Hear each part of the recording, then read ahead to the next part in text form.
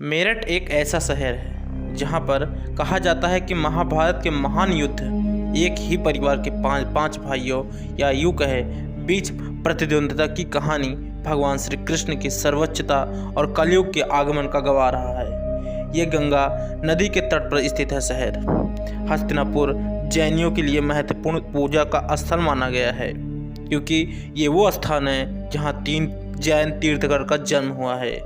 ये शहर सदियों से जीवित है, लेकिन साथ ही इसने किरवंती की ताकत को भी बरकरार रखा है।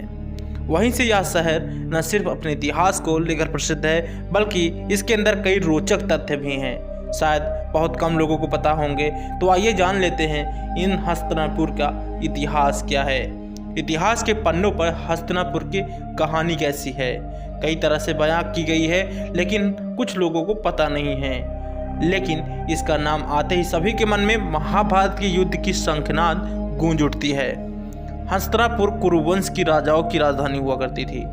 संपूर्ण महाकाव्य महाभारत इसी हस्तिनापुर शहर में घटित हुआ था। कहा जाता है कि हिंदू पौराणिक कथाओं में हस्तिनापुर का पहला उल्लेख सम्राट भरत की राजधानी में शुरू होता है। संपूर्ण महाभारत में 2 चचेरे भाइयों पांडु के पुत्र 5 युधिष्ठिर, भीम, अर्जुन, नकुल और सहदेव और कौरव कुरुवंश के वंशज 100 पुत्रों की पारिवारिक प्रतिद्वंद्विता की इर्द गिर्द घूमती है।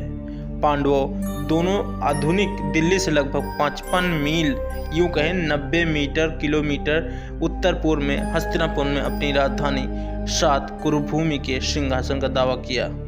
हस्तिनापुर का इतिहास उन शासकों के लिए आंसुओं और पीड़ा, खुशी और जोश की गाथा को उजागर करता है, जिन्होंने एक के बाद एक हस्तिनापुर पर शासन किया। भरत ने भरद्वाज को राजा नियुक्त किया। उसके बाद राजा हस्ती आए, जिन्होंने अपनी हस्तिनापुर की राजधानी स्थापना की। हस्ती के बाद यहाँ पर हस्ती के पुत्र आए, जिनका नाम अजमीढ़ ने हस्तिनापुर का शासन किया। हस्तिनापुर का समृद्ध इतिहास इस तथ्य को उजागर करता है कि हस्ती के बाद कुरुक्षेत्र में आए और उन्हें अपने हस्तिनापुर पर शासन करना शुरू किया। वो अपने पुत्र जाहू को छोड़कर मर गया, जो बाद में सिंहासन पर बैठा। जाहू के बाद शांतनु ने शासन किया। चित्रगंधा नाम के एक नए शासक ने बाद में कुछ समय तक हस्तिनापुर पर शासन किया। बाद में उनके छोटे भाई विचित्रवीर्य ने उस पर जगह ली। विचित्रवीर्य के बाद ही हस्तिनापुर में बदलाव आया और विचित्रवीर्य के पुत्र पांडु नए राजा बने। पांडु की कम उम्र में मृत्यु हो गई और हस्तिनापुर को फिर से एक नया शासक का खोज शुरू हुआ, जिसमें बाद में धृतराष्ट्र को बनाया गया। धृतराष्ट्र के निधन के बाद युधिष्ठिर ने हस्तिनापुर पर शासन किया। युधिष्ठिर के बाद उनके भाइयों के पुत्र परीक्षित ने राज किया। बाद में उनके पुत्र जन्मेजय ने थोड़े समय के लिए हस्तिनापुर पर शासन किया। अंतिम शासक चेमक के निधन के साथ ही चंद्रवंश का अंत भी हो गया। लेकिन इन धरती से जुड़ा कुछ और भी है जो इसे बहुत ही ज़्यादा चर्चित और प्रसिद्ध बनाता है। दोस्तों, तो आइए थोड़ा बहुत जान लेते हैं। और लेकिन अगर उस पर पहली बार चैनल पर कोई आया है, चैनल को सब्सक्राइब कर लीजिए, ताकि आने वाले वीडियोस की नोटिफिकेशन अब तक पहले पहुंच जाए। आने वाली वीडियोस के नोटिफिकेशन पहुंचने के लिए चैनल को बेल आइकन जरूर प्रेस कर लीजिएगा। दोस्तों, चलिए जानते हैं, शुरू करते हैं अब असली कहानी। हस्तिनापुर के हिंदू और जैन दोनों के लिए सबसे पवित्र स्थानों में एक माना जाता है। कहा जाता है इसे 3 जैन तीर्थकों का जन्म स्थान बताया जाता है। कहते हैं कि महाभारत का युद्ध कौरवों से जीतने के बाद पांडवों ने यहाँ पर शासन किया था। ये भी कहा जाता है कि महाभारत के अनुसार राजा धृतराष्ट्र की पत्नी रानी गांधारी से 100 कौरव भाइयों का जन्म इसी शहर में हुआ था। कहते हैं कि हस्तिनापुर महाभारत से संबंधित स्थलों जैसे विदुर टीला, पांडेश्वर मंदिर, ऐसे कई मंदिर हैं जो फैला हुआ है हस्तिनापुर में। पवित्र स्थानों में एक और ऐतिहासिक महलों के लिए प्रसिद्ध होने वाला हस्तिनापुर अपने वन्यजीव आकर्षण के लिए भी जाना जाता है। अगर आप हस्तिनापुर घूमना चाहते हैं, तो महाभारत काल के इस स्थल को अपनी आंखों से देखना चाहते हैं, तो दोस्तों आप जरूर आइए। ये मेरठ में पड़ता है। वर्तमान में हस्तिनापुर में यहाँ काफ़ी सारे भव्य जैन मंदिर विद्यमान हैं। मंदिर इतने खूबसूरत हैं कि कहने ही क्या।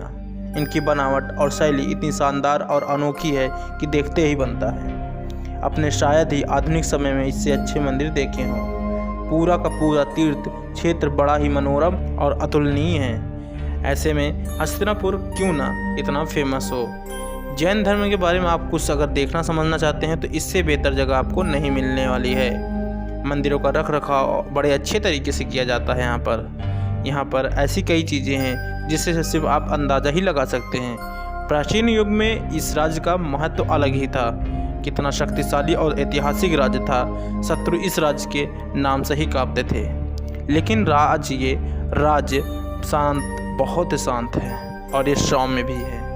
अभी भी एक पांडव कालीन प्राचीन मंदिर यहाँ पर स्थित है। कहा जाता है कि पांडु ने इस मंदिर की रचना की थी। एक प्राचीन कुंड भी है जो भारतीय पुरातत्व सर्वेक्षण का ऑफिस भी है। ऐसे में यहाँ पर ऐसे कई राज हैं जो आज हस्तिनापुर के नीचे दफन है। लेकिन आज भी लोगों के लिए एक जानने की इच्छा होती है कि आखिर हस्तिनापुर में ऐसा क्या है जो आज भी महाभारत होने का सबूत देती है। तो दोस्तों, ये वीडियो काफ़ी इंटरेस्टिंग थी, काफ़ी